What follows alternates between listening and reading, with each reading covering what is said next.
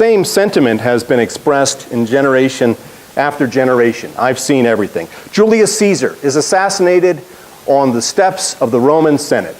Now I've seen everything. Martin Luther nails 95 theses to the Wittenberg door. And now I've seen everything. King Henry VIII beheads another wife. Now I've seen everything. King Henry VIII beheads another wife. Now I've seen everything. The colonies in America declare their independence from Great Britain. And now I've seen everything.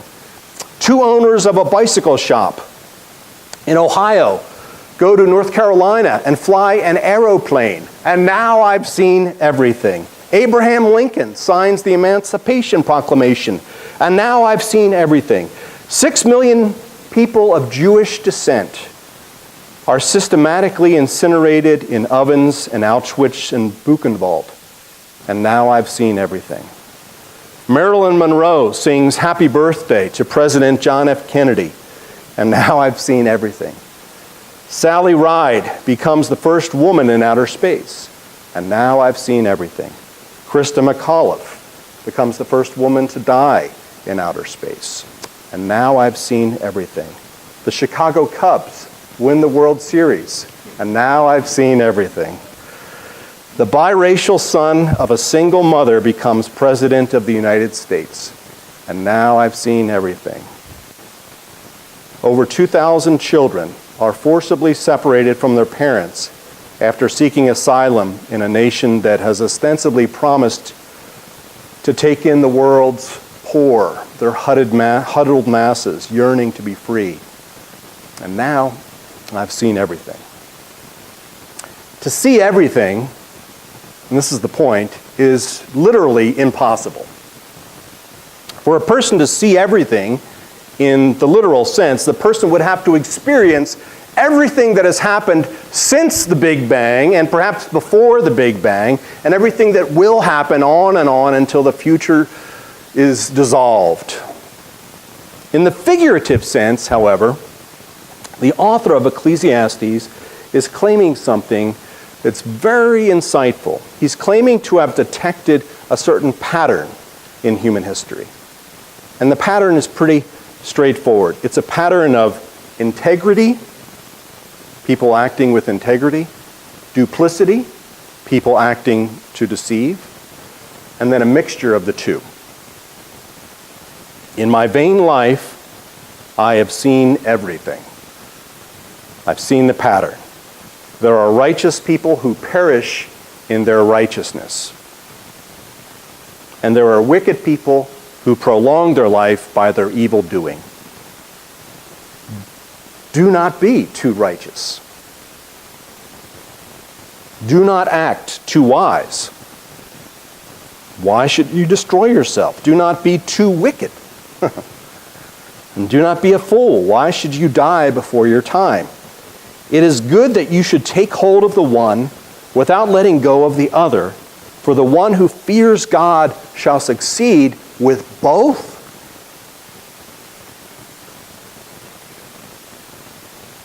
To take hold of the one, righteousness and wickedness, without letting go.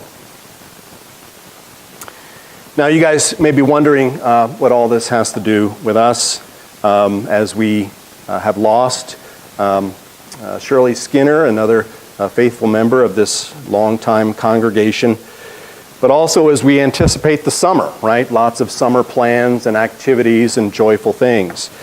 And the answer goes like this: be on the lookout for wisdom.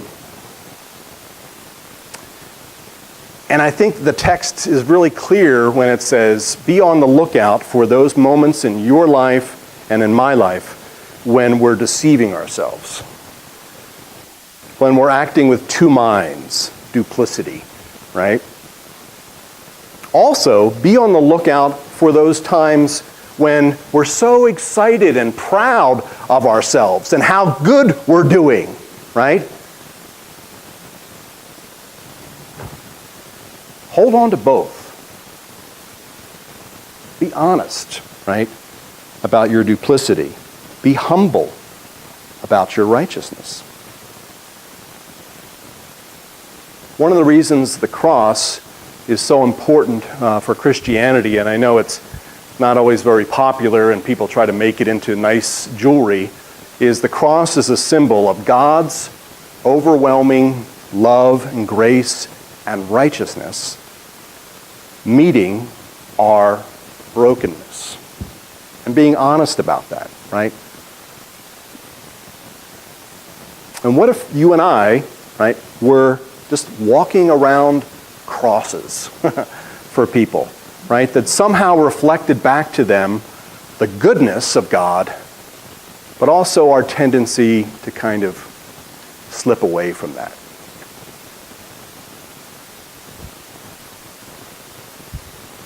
I know this sounds like a cliche, but Jesus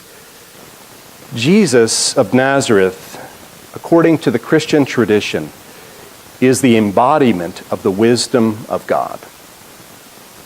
It sounds like a cliche, but it's not. Jesus once said in Matthew 10:16, "Be as wise as serpents, yet as gentle as doves." Be as wise as serpents, but as gentle as doves. According to David Hart Bentley, to redeem each thing is to integrate into the story of God's peace and to rescue it from the stirring epics and sordid tales of violence.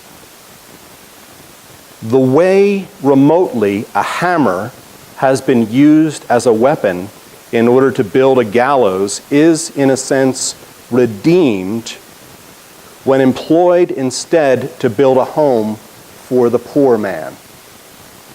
Let me say that again. Be like this, right, in the world.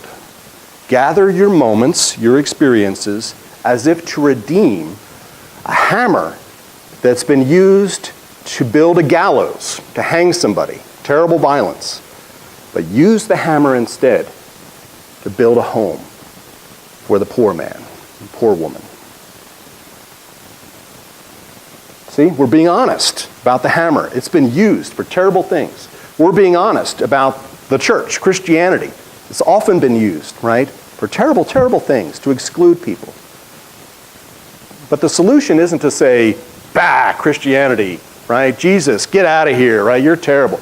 But it is to say the message of Jesus can be used, right, to be really honest, to hold on to righteousness and our tendency to twist that righteousness. I have not literally seen everything. You haven't either, I don't think. Olivia maybe. She's older than the rest of us, I don't know.